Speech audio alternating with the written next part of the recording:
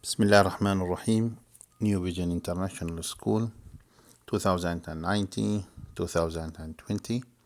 Social Studies Grade 8.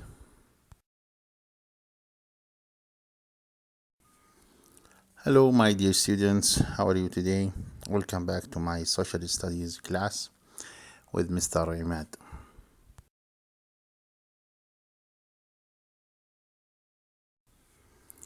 Today we need to prepare these things: student book, activity book, highlighter, so please don't forget them.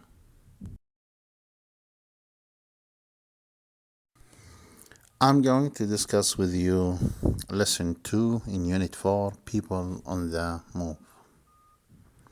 So please open your student book, page number 154. In this slide, we will learn what's the meaning of migration and why do people migrate in the world. You already know from your history lessons that people have moved around the world to explore and trade and work for thousands of years, and the movements of large group of people from place to another is called migration.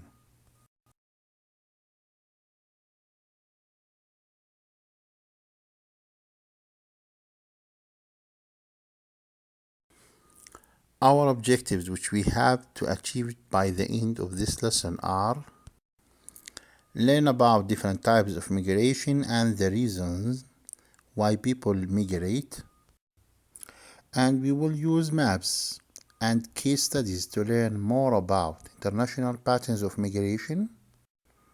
And the last one, we will learn more about urbanization and the growth of cities worldwide. Now we will study the kinds of migration. And the first one is temporary migration.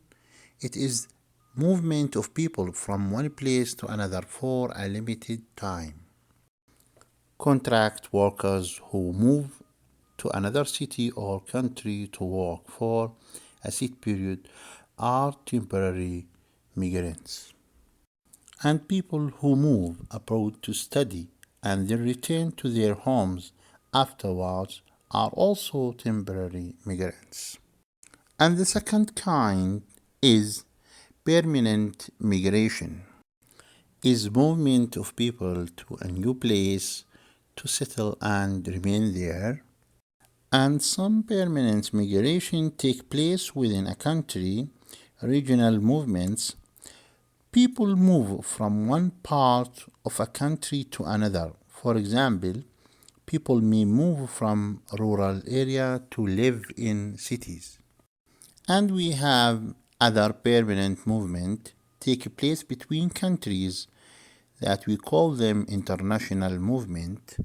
For example, people may leave their home country to settle permanently in another country.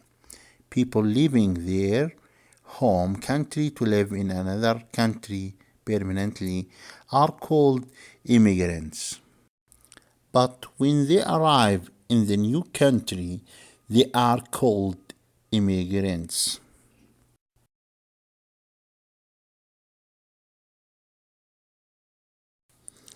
Reasons for human migration. Before we start, you should remember that there are two main sets of reasons why people migrate. These are called push and pull factors. Push factors are the things that cause people to leave an area, but the pull factors are the things that make another area attractive to them.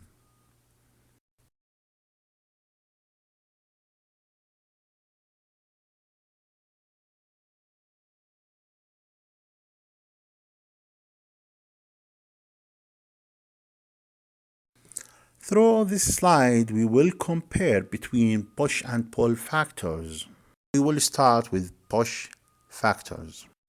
Are natural disasters like drought, flood, earthquake, or war, conflict, or persecution, or no employment opportunities, or lack of educational and other social services, or social problems, such as overcrowding or crime, and so on.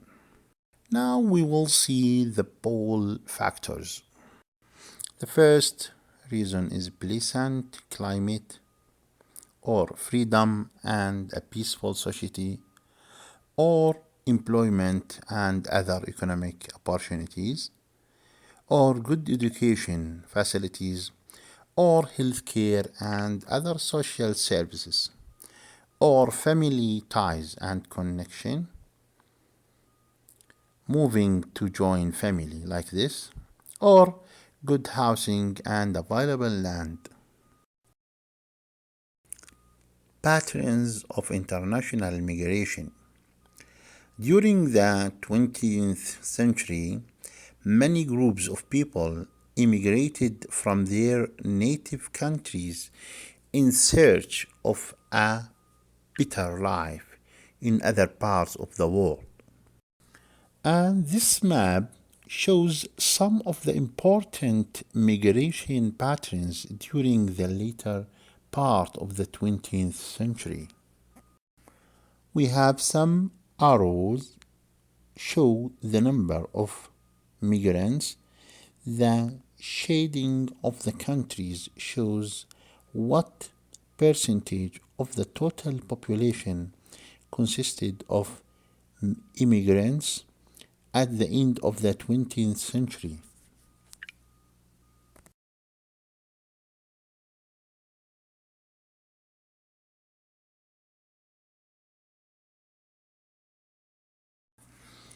Effects of migration. Migration affects the population structure of a country.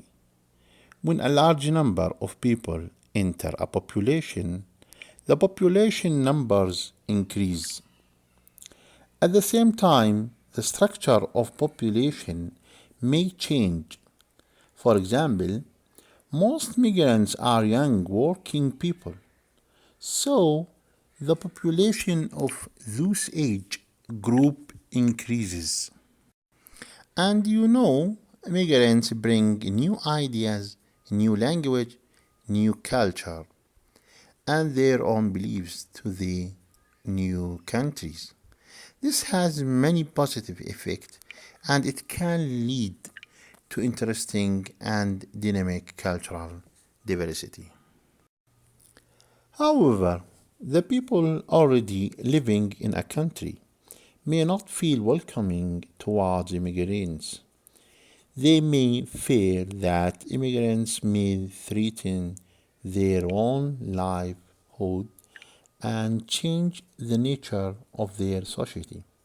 This can lead to conflict between groups or isolation of some groups of people.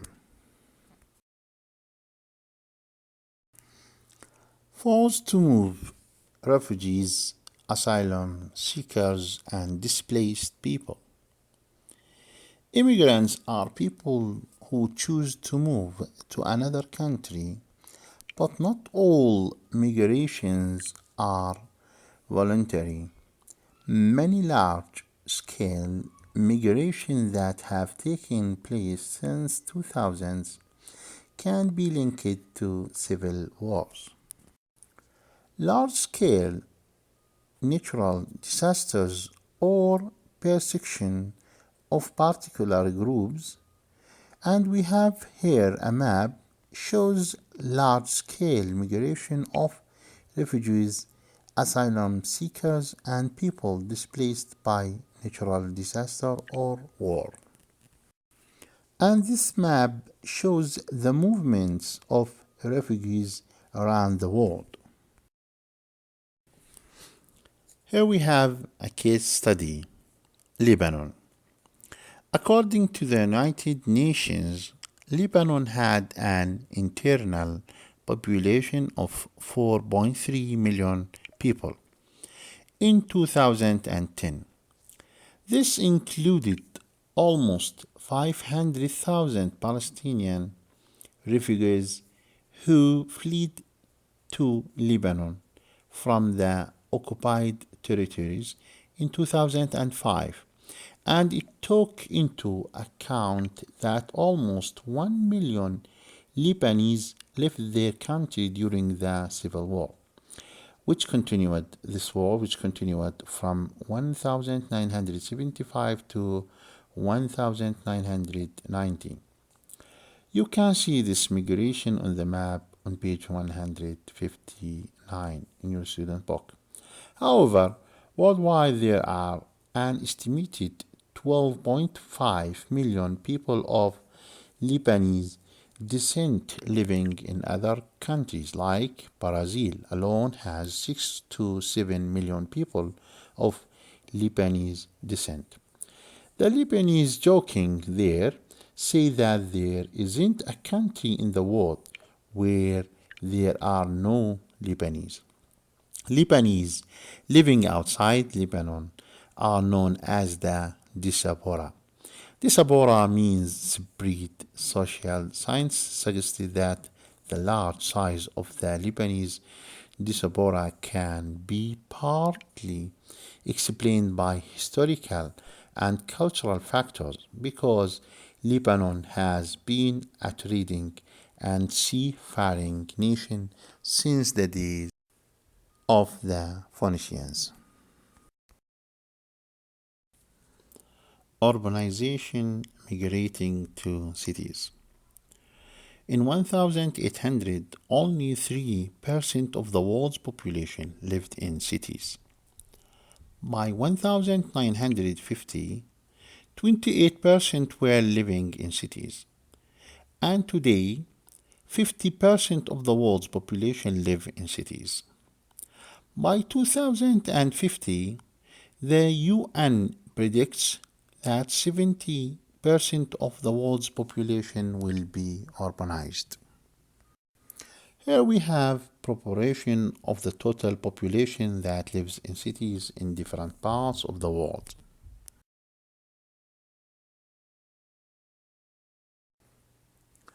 Now we arrived at assignment, so don't forget your homework in activity book page number 111, activity number 1. Have a nice day. See you next week. Inshallah. Goodbye.